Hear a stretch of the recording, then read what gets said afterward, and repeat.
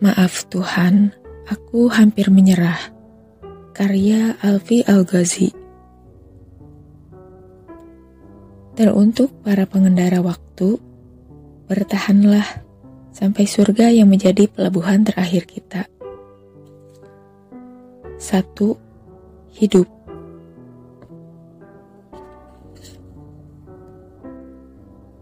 Hidup adalah serangkaian perjalanan yang akan membawa kita dari satu titik menuju titik yang lainnya. Setiap titiknya saling terhubung, membentuk garis kehidupan. Bermula dari kelahiran berujung pada kematian. Di antaranya ada senyuman dan air mata. Terkadang, setiap titiknya bisa kita rasakan dengan jelas. Bisa kita lewati dengan mudah, nyaman dan begitu membahagiakan. Bahkan rasanya, kita tak mau lagi beranjak dari posisi itu. Hanya saja di lain waktu, titik-titik itu menjadi buram, membuat kita seperti tak tahu sedang berpijak di mana, akan melangkah kemana, bingung, resah, takut, hampir menyerah. Beginilah kehidupan berjalan di antara kenyamanan. Masa-masa sulit itu pasti akan datang, menerobos tanpa bertanya kita siap atau tidak. Tidak hanya satu kali, bahkan bisa jadi terus berulang dalam berbagai bentuk yang mengguncangkan perasaan.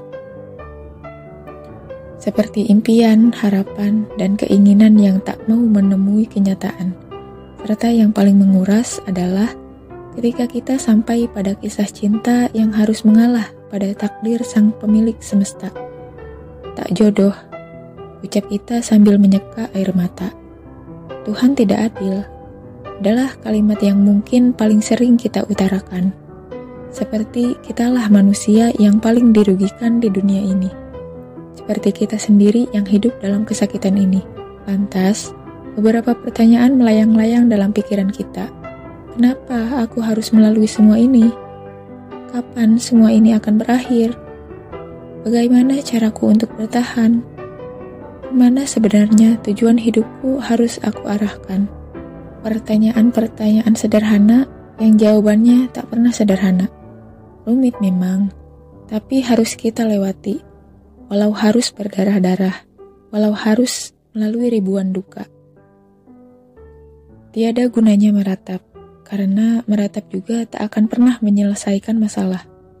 Jadi, saat masa-masa itu datang, semoga kita tetap bisa berpikir jernih dan melihat segala sesuatunya tak hanya sebagai kesulitan yang membunuh, namun juga sebagai kesulitan yang membuat kita bertumbuh. Hikmah-hikmah besar itu memang selalu tersembunyi di balik serangkaian masalah, maka bertahanlah. Allah tidak akan membiarkan kita berjuang sendiri apabila kita turut melibatkan Allah dalam perjuangan ini. Ingat selalu bahwa kita tidak sedang berada di kehidupan percobaan, yang jika kita gagal, pada akhirnya nanti bisa kita ulangi dari awal lagi. Tidak begitu. Kehidupan hanya berjalan satu kali. Inilah satu-satunya kesempatan yang harus kita manfaatkan. Untuk akhir yang abadi. Abadi dalam kebahagiaan atau abadi dalam kenestapaan. Penyesalan di dunia masih bisa kita perbaiki, tapi tidak dengan penyesalan di akhirat nanti. Mari menyelam bersamaku, semoga beberapa pertanyaan yang bersarang di kepalamu bisa menemui jawabannya di buku ini. Aku akan temani jatuh dan bangunmu. 2. Aku hanya ingin bahagia. Hari itu, di kolong langit, saat kehidupan bagimu sedang sulit, pipimu basah, bukan karena hujan, tapi karena air mata. Kamu tertunduk lesu di keramaian yang bagimu sepi. Seberapapun kerasnya kamu berjuang, tetap saja kehidupan selalu memukulmu mundur. Gagal seolah nasib yang tak bisa kamu ubah. Orang-orang sudah memiliki pekerjaan tetap, menjadi pengusaha sukses di usia muda, memiliki ribuan outlet beromset miliaran, tinggal di rumah mewah, menikah dengan orang yang paling dicinta. Dan kamu masih terseok, tak tahu arah, hanya bisa berangan-angan. Kapan ya hidupku sebahagia mereka? Padahal kehidupan ini berjalan seimbang. selalu ada duka di antara bahagia, selalu ada sulit di antara kemudahan. Malam bergulir, cuaca berganti, roda terus berputar. Semua itu adalah keadaan-keadaan yang terjadi di luar kendali kita sebagai seorang manusia. Hanya karena mereka terlihat sukses sesuai standar media, bukan berarti mereka benar-benar sukses, dan selain dari mereka adalah orang-orang gagal. Tentu tidak begitu. Kesuksesan bukan hanya selalu tentang pencapaian besar. Malah, hal-hal kecil dan sederhana yang sering luput dari tepuk tangan manusia justru punya posisi penting dalam laju kehidupan. Karena sejatinya, yang kita kejar bukan hanya besar, tapi juga kebermanfaatan. Tanpa jerih payah petani di dusun pedalaman, mungkin kita tak akan bisa merasakan makan. Tanpa sapuan petugas kebersihan, mungkin gunung-gunung sampah telah memenuhi jalanan. Dunia ini begitu luas, jangan kita persempit dengan kalimat, "Aku hanya akan bahagia bila semua keinginanku terpenuhi." Menjadi orang yang dianggap biasa juga bukan musibah. Kesulitan hidup bukanlah akhir dari segalanya. Sebab kesulitan yang mengguncangkan hati atau kebahagiaan yang membuat senyum kita merekah, keduanya sama, adalah ujian yang tak boleh menggugurkan keimanan kita.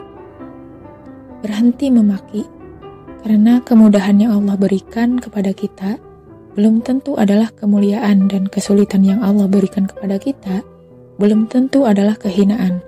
Bahkan, terkadang kesulitan itu adalah bahasa sayang dari Tuhan yang gagal kita pahami. Allah berfirman, "Maka adapun manusia, apabila Tuhan mengujinya, lalu memuliakannya dan memberinya kesenangan, maka dia berkata, 'Tuhanku telah memuliakanku.' Namun apabila Tuhan mengujinya lalu membatasi rezekinya, maka dia berkata, 'Tuhanku telah menghinaku.'" Quran Surat Al-Fajr ayat 15-16. Apakah mereka mengira bahwa kami memberikan harta dan anak-anak kepada mereka itu berarti bahwa kami bersegera memberikan kebaikan-kebaikan kepada mereka? Tidak, tetapi mereka tidak menyadarinya. Quran Surat Al-Mu'minun ayat 55-56. Maka ucapkan selamat datang di kehidupan, sebuah dunia yang tak bisa kamu kendalikan. Beberapa keinginanmu pasti dipukul mundur, bukan karena pemilik dunia ini kejam, tapi karena dia tahu mana yang akan menyelamatkanmu dan mana yang akan menghancurkanmu.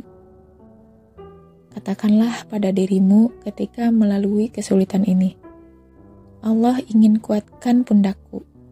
Allah ingin ajarkan sabar padaku.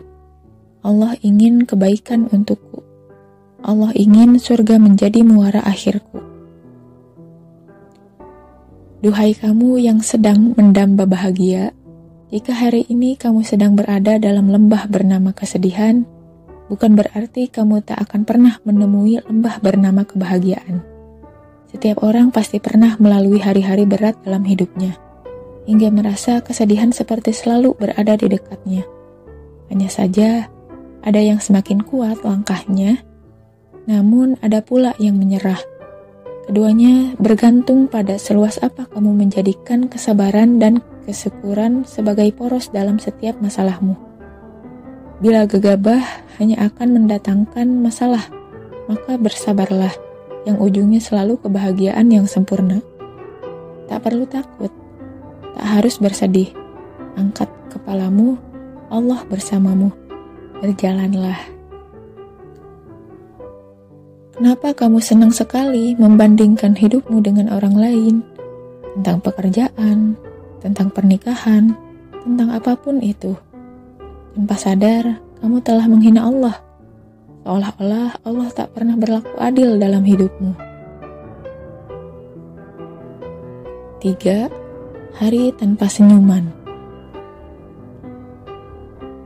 Kawan, hari itu pasti akan datang.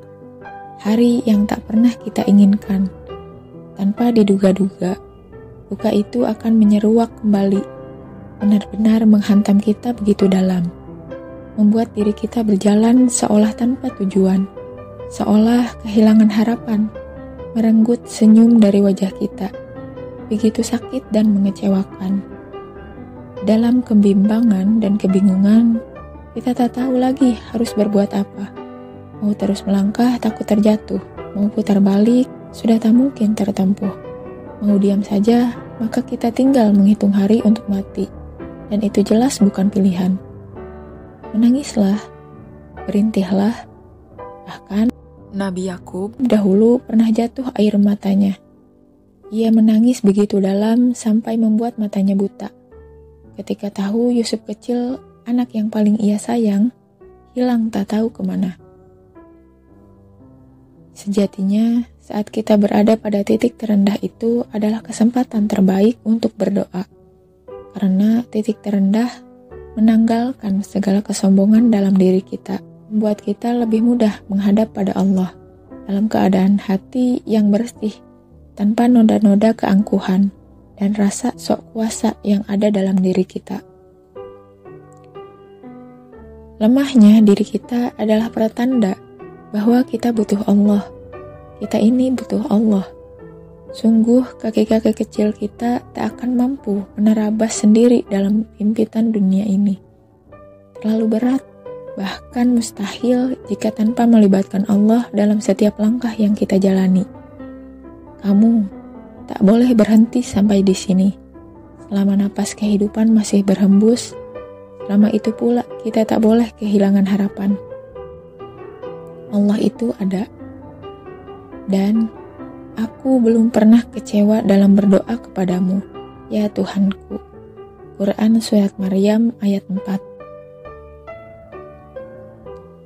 Andai semua orang menampakkan kesedihannya, barangkali tak tersisa lagi kebahagiaan di dunia ini. Karena setiap hati pasti menyimpan perih. Namun, nyatanya tidak begitu. Ada yang memilih untuk menjadi kuat, tak terucap, kecuali kesyukuran atas rasa sakit sekalipun. Bukan mereka tak pernah menangis, sering malah, tapi tangis itu jatuh hanya di hadapan pemilik semesta. Selebihnya senyum yang lebih sering terlihat di wajah mereka. Tangguh, berusaha tangguh. Memilih untuk terus melangkah barangkali akan mengundang begitu banyak air mata, tapi berdiam diri saja juga tak akan mengubah apa. Pada ketidaktahuanlah kita harus menerabas. Pada akhirnya, memang akan banyak hal yang terjadi di luar kendali kita. 1-2 hal kita redam dengan diam. Sisanya kita biarkan tangisan yang menuntaskan. 4. Senjata yang terus diasah. Setiap muslim mempunyai senjata. Senjata yang tak tampak di hadapan mata, tapi terasa jelas efeknya, yaitu doa. Namun, setiap senjata kapasitasnya berbeda-beda. Ada yang tumpul karena tak pernah diasah. Ada yang tajam karena senjatanya diasah. Selayaknya Sa'ad bin Abi Waqqas, yang doanya selalu Allah ijabah. Bukan tanpa alasan, karena ia termasuk sahabat yang pertama-tama masuk Islam. Dia adalah orang yang senantiasa berpegang teguh pada kalimat tauhid. Dia adalah pemimpin yang amanah. Dia juga memiliki kebeningan hati. Dia selalu bersikap baik pada sesama muslim dan tidak memiliki dendam serta niat jahat hingga Rasulullah SAW pernah berdoa untuknya.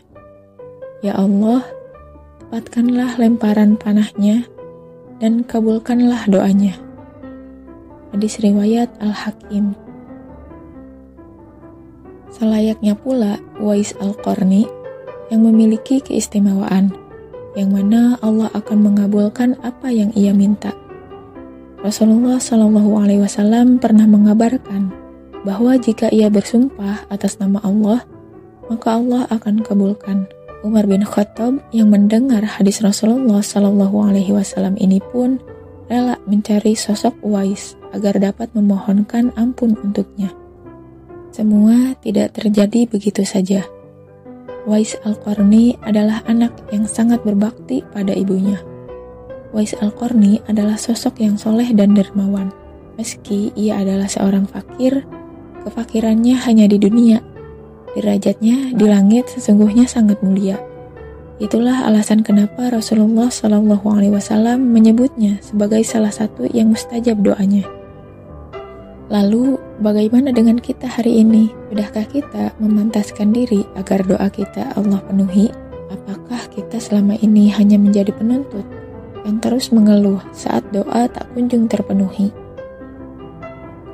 Kita mungkin merasa begitu pantas menjadi orang yang senantiasa Allah ijabah doanya.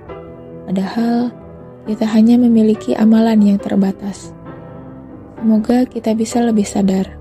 Doa kita tak terkabul bisa jadi karena ia telah tumpul, sebab terlalu banyak maksiat yang menyelimutinya. Senjata mukmin. Jangan pernah meremehkan kekuatan doa, sebab ia adalah senjata utama. Barangkali usaha kita belum sempurna, tapi Allah tetap mengabulkannya karena doa-doa kita yang tak letih menggema. Doalah yang mampu mengubah takdir. Doalah yang mampu menyelamatkan diri saat getir. Keberadaannya memang samar, tapi efeknya akan selalu nyata. Doa adalah senjata. Doamu selalu terjawab, walau terkadang tidak sesuai dengan permintaan. Tapi pasti selalu yang terbaik. Tinggalkanlah. Yang menahan terkabulkannya doa-doa kita adalah maksiat. Yang menghalangi kita dari ketenangan adalah maksiat. Yang menjauhkan kita dari Allah adalah maksiat. Lantas, kenapa kamu masih ragu untuk meninggalkannya? 5. Apa aku menyerah saja? Stagnan, begini-begini saja. Padahal sudah berusaha mati-matian. Padahal sudah rela memotong waktu tidur. Padahal sudah ikut berbagai seminar kesuksesan. Kadang terngiang-ngiang di kepalamu untuk berhenti saja, untuk berhenti berjuang, berhenti berusaha. Karena bagimu semua seperti tak ada gunanya. Sesulit ini ternyata kehidupan ya. Ucapmu sambil menghela napas panjang. Coba kalau aku punya gaji sekian juta, pasti hidupku tenang dan nyaman. Lalu setelah kamu bekerja, berusaha, berhemat, gajimu menyentuh angka sekian juta, namun pikiran itu kembali melayang. Coba kalau aku punya gaji puluhan juta, atau ratusan juta, pasti aku bisa membeli apapun yang aku inginkan, pasti aku bahagia. Padahal, itu semua tak akan pernah menemui kata selesai. Angka-angka tak akan pernah memuaskanmu. Karena yang sedang kamu beri makan adalah nafsu. Ia tak punya rasa kenyang. Sayangnya, kamu meletakkan kebahagiaan pada hal-hal semacam itu, pada deretan angka yang menipu. Padahal, kebahagiaan itu sejatinya adalah pilihan. Saat kamu memutuskan untuk bahagia dengan apa yang kamu miliki sekarang, tak peduli sesederhana apapun itu, maka kamu akan bahagia. Rasa resah, gelisah itu akan merasuki dirimu sebatas kamu mengizinkannya. Tujuan kita jauh, bukan sebatas saldo tabungan, bukan sebatas deretan koleksi perhiasan, bukan sebatas barang-barang mahal yang mampu kita beli, bukan semua itu. Itu terlalu dekat, terlalu singkat dan menipu. Ada yang lebih dari semua itu. Adalah surga Allah yang diciptakan tanpa ada kesedihan di dalamnya. Itulah tujuan kita, bertemu Allah, bertemu dengan kekasihnya, yaitu Rasulullah. Jadi, buang jauh-jauh kata menyerah sebelum kita sampai di keabadian surga. Tujuan kita masih jauh, catat baik-baik kalimat itu.